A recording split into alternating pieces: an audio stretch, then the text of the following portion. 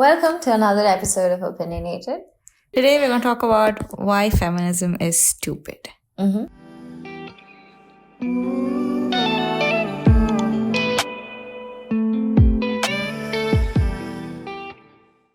And Why is it? It's so stupid, guys. it's actually really stupid. Why is that even a thing? Like, ew, disgust. Because there should have never been a movement at the beginning itself. Yeah. Because, I mean, I'm thinking about all the men right now saying, yeah, that's right. They think like how we Or think. other women also thinking I mean, obviously, I know a lot of people. Let's just Yeah, say that's people. A lot of Yeah, people are like a lot of people like... they're like, oh, finally an episode for us.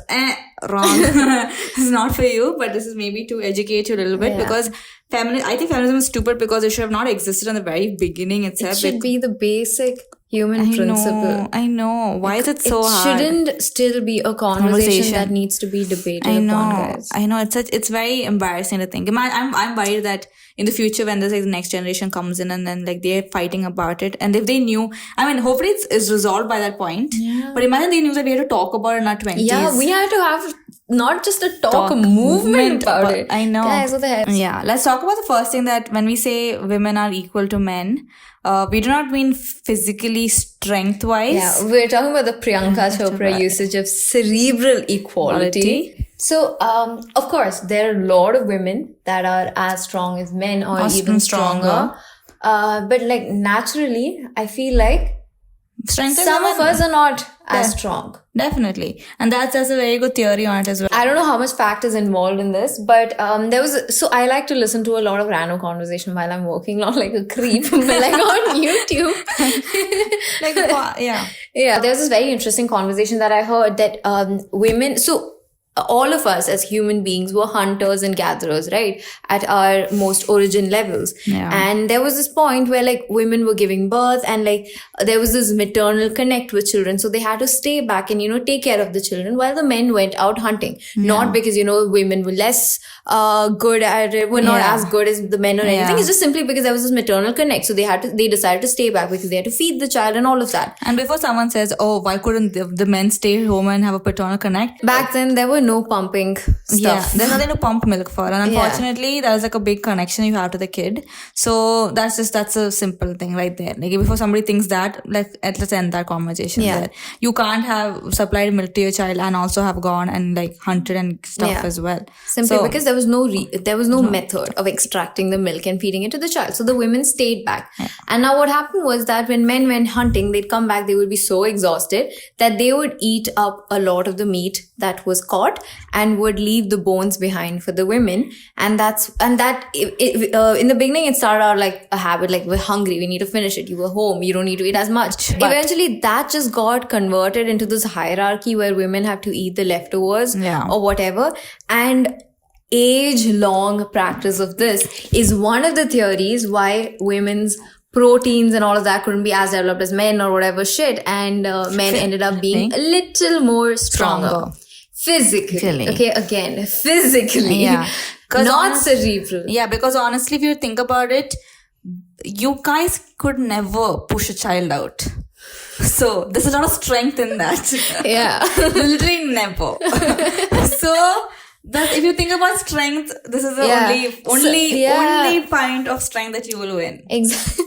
So, the whole conversation was that it was a guy actually talking. It wasn't a woman who brought this conversation up. People bring up the same conversation saying men are stronger. Yeah. Men deserve better. Or men need more. Or whatever the hell it is. But it's all wrong. Yeah. Because we all need the same thing. The thing is, when a lot of guys, when we're talking about this conversation, go like, dude, you have it easy. You have a job. I don't have a job. You probably getting more pay than me. Guys, we're not talking about us. Yeah. There's a lot of women in different social circumstances that these effects haven't, percolated to. Yeah. We are in the privileged sect and we want to still fight for the movement to get it there. The whole purpose of this is not for us in the context. It's about these other people that deserve the same. I feel like it could just be a very extreme judgment on my basis, but I feel like when men prosper in their fields, they think I am prospering.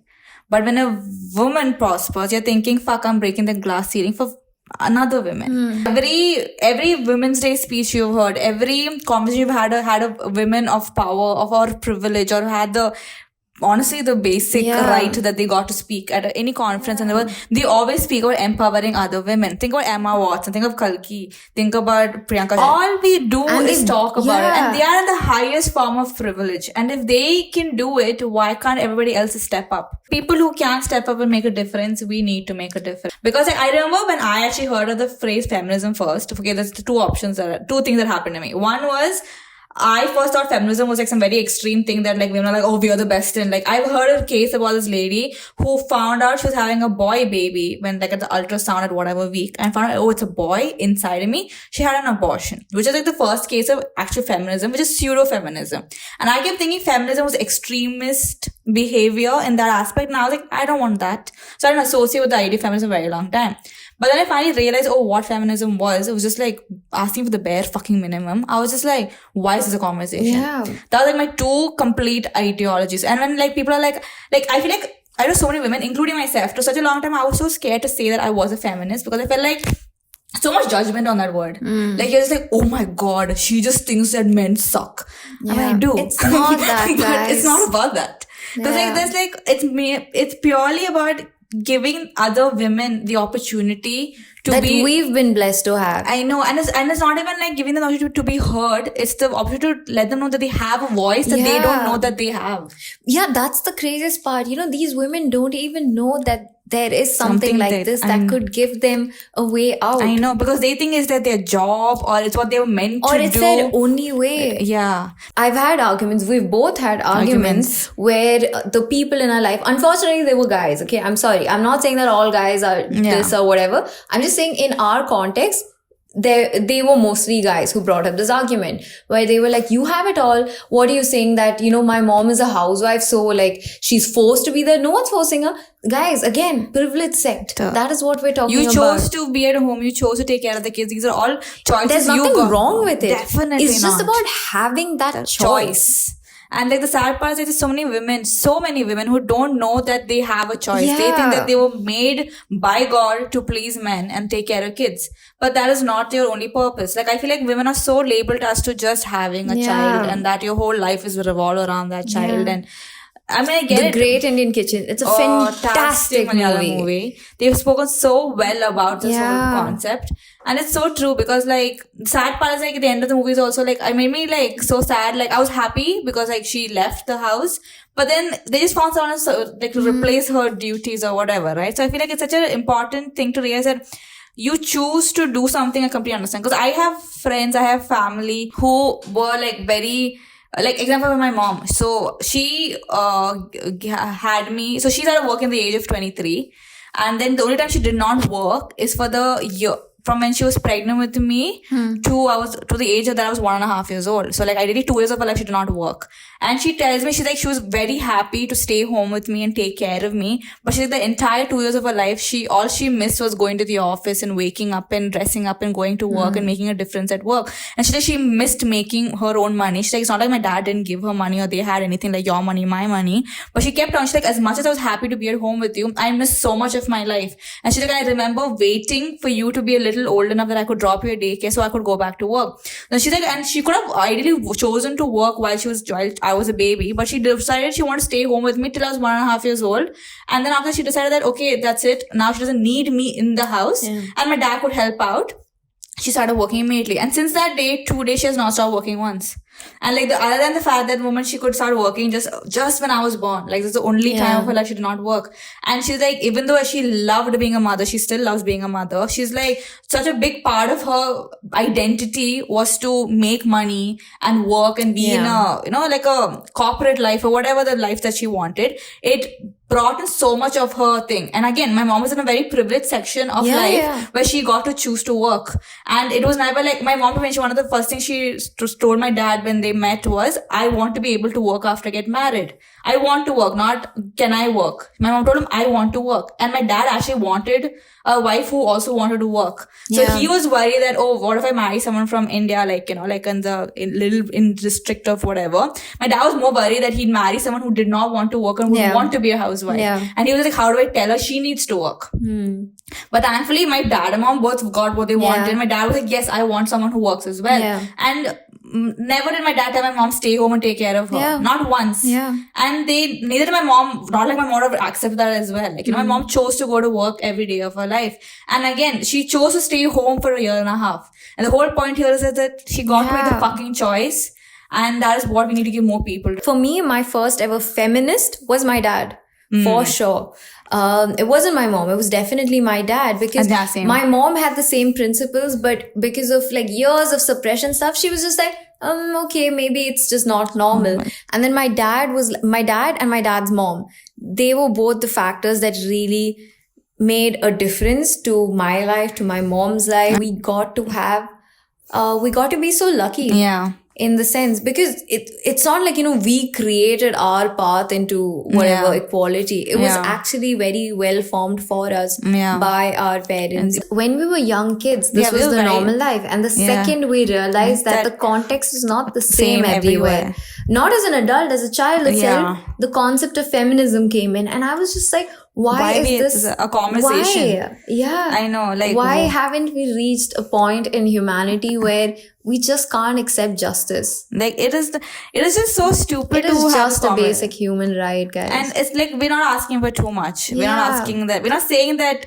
It's not a superior. We don't want to be like kept on a pedestal or anything. We just want the basic. Give us, like, this is a difference between equality, equity, and justice. That's a fabulous. There's this wonderful graphic that I was just discussing with my friend. We'll also put it on our feed so you guys see it. But it's such a beautiful thing to see the difference between it. That's why we want to have these conversations, because our parents paved the way for us to, just refer back. And we want to do the same, not only for like our family, but also for these women. And that's why by us, I'm not talking about just us. I'm talking about people all around the world who are proactively, talking about feminism and having these conversations. All we want to do is have the same effects that we're getting. Yeah. And just trickle down to hierarchy, to social sects that are not represented as well enough. I'm not trying to say that men are inferior. I'm not trying to say men don't deserve, because they help us, because they raise it like... Everyone has a role to play. That's all we're saying. Men, women, children, everyone. Definitely. And I feel like when you acknowledge and understand your privilege, only then can you help someone else reach where you want to be, or where you think that they can reach.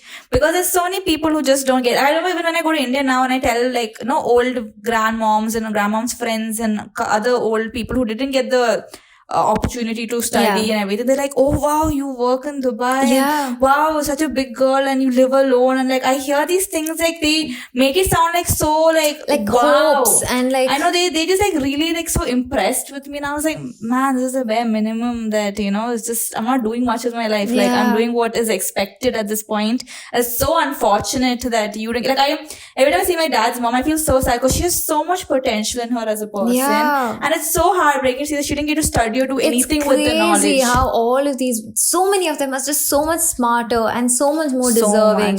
And they just, even compared to us, and they just don't get that. And it's just so frustrating that people of so much value and potential are just not getting to explore that side. And it's not, if it's a choice that they didn't want to, completely understandable. That makes complete sense. Give them the option. Yeah, explain the options. Because if you go to a woman in some very remote corner of the world and you tell her all about, join Wall Street right now. Yeah, she's not going to want to do it. But we explain to her what she could be doing, not what you're missing out on life. That's all it is. So that you're missing out on life here. Do you want to study? Yeah. You can. Do you want to work? You can, because I feel like a lot of, once you get your financial freedom, the security that comes with it, it's still my choice if I want to work. If I suddenly decide to have 3 kids and I want to take care of them, that's my choice again. And that would not make me less of a woman any chance. I could be talking about this to you right now, but if in 10 years I change my mind and decide to stay home, I know for a fact that nobody in my life will judge me for that choice, because it was my choice. Unless it's my husband tells me you have to stay home, then goodbye, divorce, leave you right now. That's what's going to happen. But I think it's such a important, but such a stupid conversation to have. We really should not be having this conversation at this point. Because I know a lot of men who are feminist. And it's what are you saying? Some of them, I understand it because they genuinely had a very different understanding of it. Yeah, pseudo-feminism. Get it, so completely. That makes sense to me. And it's great to then, have conversations about it. And, I'm not bringing them into a cult or anything, right? I'm just talking to them about basic human values and principles. it's just everyone deserves to have the right to choose. I know. And it's just like, they're like, why you whining about it? You already have this, no? What do you want to we know that. That's why we want to have these conversations, because we want to really make a difference. A lot of it I understand, because there's also a lot of like media forced projection of feminism as well. Definitely. That place. So it's I don't really blame every single soul who's not a feminist. Yeah, because definitely. there's a lot of pollution. No, I don't blame anybody who was like try to understand it, had a wrong impression and stopped. Completely understandable. But if you knew about it all, and guys, moreover, you didn't try to learn about it at all. Yeah. What are you doing? Like, why are you doing this? Yeah. Like, I've had friends who I assumed were feminists. Like, I never had a conversation with them. And then I just like broke their bubble in front of her eyes. Like I had a friend, and I mean, I consider her a friend, whatever. I really, really thought that he was a feminist, because it like, because in my eyes, like, this is what I tell you, okay? So when my thing was just like, when I made these certain friends, most of my guy friends actually, I have this thing, if the my guy friends don't do housework, I find that fucking weird. I'm like, what exactly are you doing? Like, why aren't you not helping out in the house? Like, what is it? Why is your mom and sister not even doing work? But then, and these men do housework, okay? They clean the toilet, they take care of the house, they do a lot of the things that generally you don't see women do in the house. And I was like, well, they understand the difficulties of running a house. They're actively helping out without being asked. They are fucking brilliant. They understand the women's problems. They really want to be part of it. They don't think it's a women's job to do all of these. Then I realized that like that wasn't enough to be a feminist, because they just think that, yeah, I'm doing it because my mom tells me to do it. Yeah, I'm doing it because I respect my mother and my sister. But what about the rest of the women out there? So frustrating how there's this question like, would you do this if this was your sister?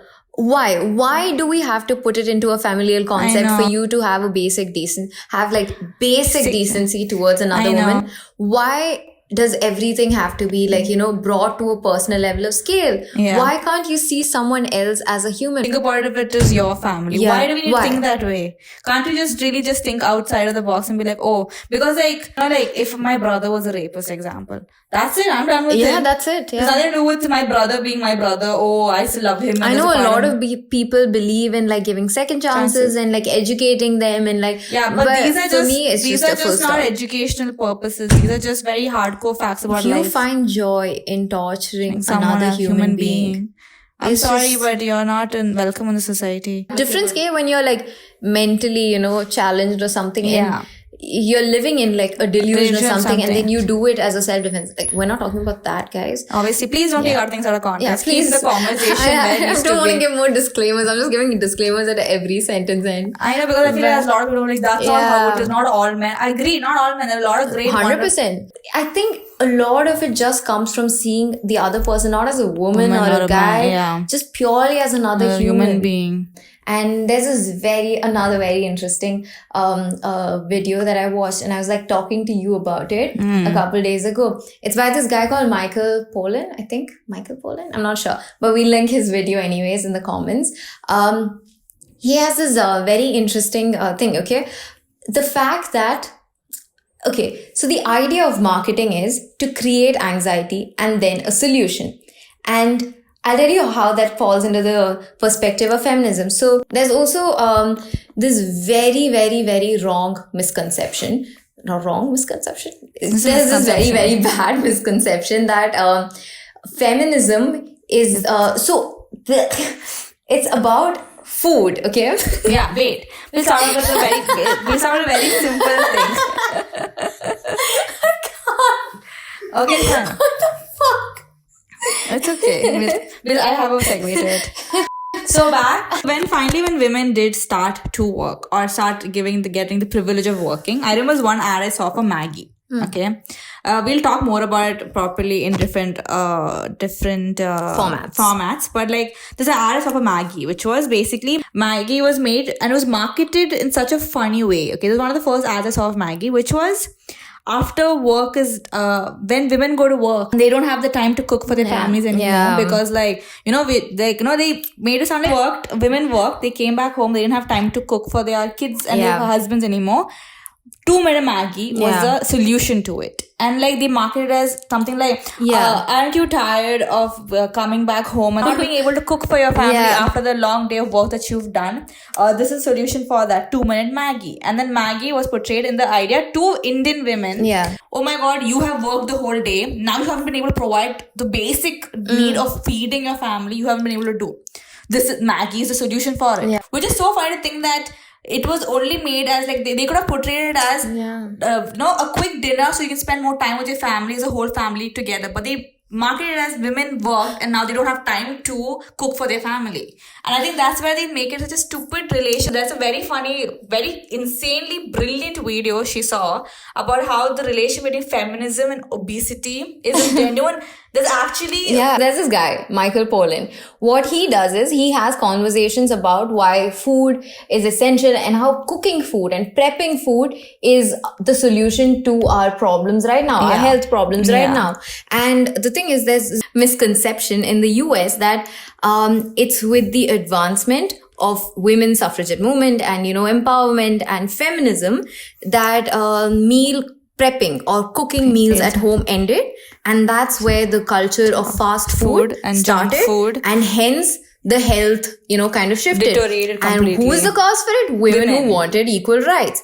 And what he's saying is that you guys don't see the point of it. These huge corporations created an anxiety and then found a solution to it. What happened was women wanted equal rights as men. They started fighting for it. They won the suffragette movement and got all their rights. And that's why, like the period from 1890s to 1920s is considered the advancement era for humanity, because that's where all of these changes came about. Now, when these changes came about, there was this awkward conversation on the table, like, let's start splitting responsibility. Let everyone, start doing something in the house. Because the first thought everybody had was, fuck, who's gonna cook now? But this who's was gonna feed the kids? Exactly. But this movement was the paving way to have these conversations of, splitting roles equally and having everyone engaged with the same amount of work that previously only women were involved with because men went to work. And instead of allowing, for that conversation to advance, what happened was after World War II. So during World War II, for all these troops, they decided food companies and everything started working on technologies where you can store food for longer, preserve food, get, powdered format and stuff. Now, after the entire World War, they were like, what do we do with this technology? Let's sell it to people. And they were trying to sell it to people. But women went like, cooking is the part of their routine that they actually enjoy. And if you want someone to iron the clothes, perfect, I'm up for it. But cooking is something where I find my modem to express my art. And so I want to retain it. And they were like, fuck man, what do we do? And then finally feminism came about and they were like, let's use this and climb into the kitchens of women. So guys, what to do? You guys all want to go to work. Now what do we do at home? Don't worry, don't have this conversation. We will find a solution. Don't cook. We're here to bring you the food. And that is what led the way to, the end of meal prepping and all of that. And in the US, and that is why obesity and all went high. It's not because feminism started. And this is like a brilliant marketing strategy.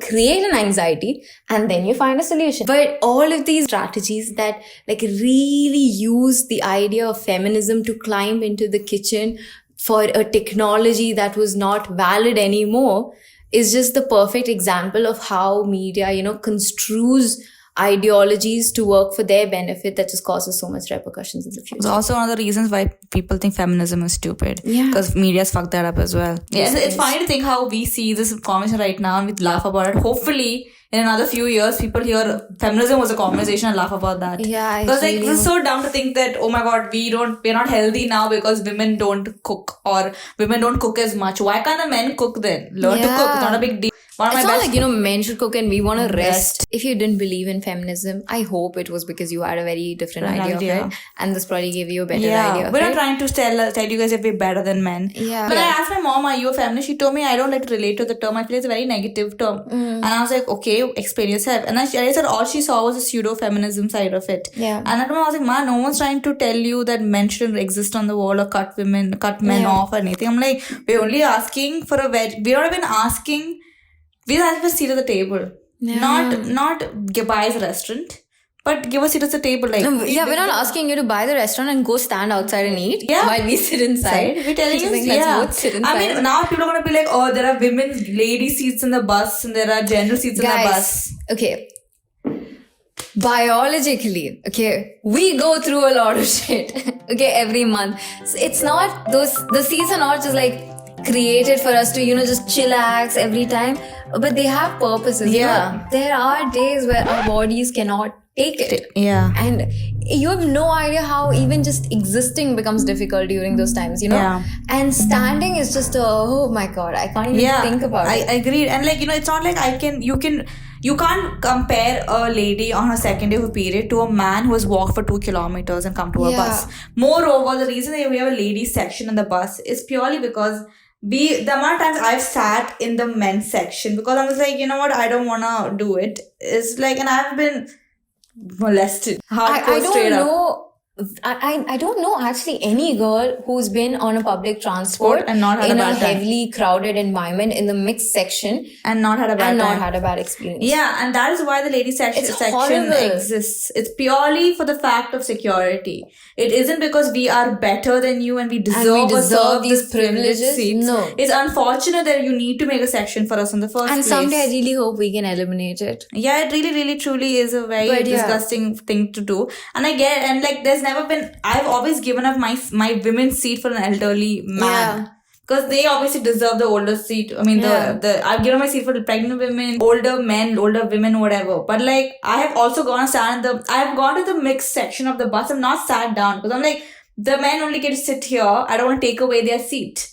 I stood there for a very long time thinking that I'm okay with standing. I'm not going for a long travel. Like, I've taken the RT so many times that way and I've really thought this in my head and I thought I'm making a big change worldwide, but it's just me being a fucking idiot. And all I got was creepy men. Because, like, it isn't about that we are superior. It's because we need a little more security from the men of that time. Again, I'm not saying that women aren't bad people and women don't molest and women don't do that. Obviously, they do. There's shitty people on all sides. It's just that I feel like men get to be a little more shittier in general public. Little more shamelessly. That is at all. least around us. I remember once in uni, one of my friends, he actually said something like about how a guy inappropriately touched him in a club or something, and then everybody else laughed about it. And after, and because he said in a very jokingly way, and everybody else laughed about it, and I did not laugh because I did not find it funny at all. And then after everybody left, when it was just him and me, I asked him, like, dude, I'm so sorry to go through that. Like, it must have been very difficult for you. Not like, oh, I complain about what you're going through. I've been through so much. It's just like, I get what you're going through. I'm very sorry this happened. But is it something you want to talk about? Because like it's funny to tell people, but it's not that funny really. Yeah. If you want to talk about it, I am here. Like, we can talk about it. Because I feel like a lot of men don't have the privilege. Because if I could call up any friend of mine at any moment of the day and be like, this happened to me, they will drop everything and talk to me about it. Because every woman knows what it feels like. And it's very, very sad. But feminism isn't women are better. Feminism isn't there are no bad women. Feminism isn't women deserve more than men. It's just, don't take our words, twist it, and then bring back another conversation. Because we will fucking rip you another set of balls. Because like, please don't do shit like that. This isn't about it isn't a fight of. It isn't about a superiority complex. It really isn't about who's better than who. And also another point I want to bring up. This isn't about like we want quotas everywhere. We want reservations. We want women's this much percentage. No. It's not about that. Help us spread the message, guys. Yeah, that's all we need. Section that deserves it. Yeah, because there's a huge chunk of people out there who don't understand what we're talking about, who don't understand how much they need this. Because ideally, they probably think that this doesn't even exist, but it's something that you should be talking about. The whole point of this conversation is to bring in some enlightenment. Just to know that if we're making a difference and how we can push this further. Because we really want to. Yeah. And make. Stop respecting the women in your life because you're there in your life. Respect everybody equally. I think that's what the point of feminism is. That just sums it up perfectly. Yeah. So thank you guys. Thank you so much, guys. Thank you so much for letting us have this conversation. It is truly. Thank you to all the women that are part of this. Thank you to all the men that are part of this. And please, if you're not part of this, Come join on, our cult. it's fun. It's fun. It's a nice place to be. Yeah. It's the right place to be. Yeah. If that doesn't pave your way, then it's okay. It will. Because like the world's only going to progress in that aspect, I believe. I have hopes for this. I know that one day we're going to get it. And that day, like, do you really want your grandchildren to think, man, I'm so embarrassed of this particular person who was my great Grandparent. ancestor. Because they do not believe in And it. do you really want to be that person? Because the world is gonna speed up and Yeah. get, where Where should be. it should be. But yeah. So let's all be a part of that. Yeah. So thank you guys. Thank you.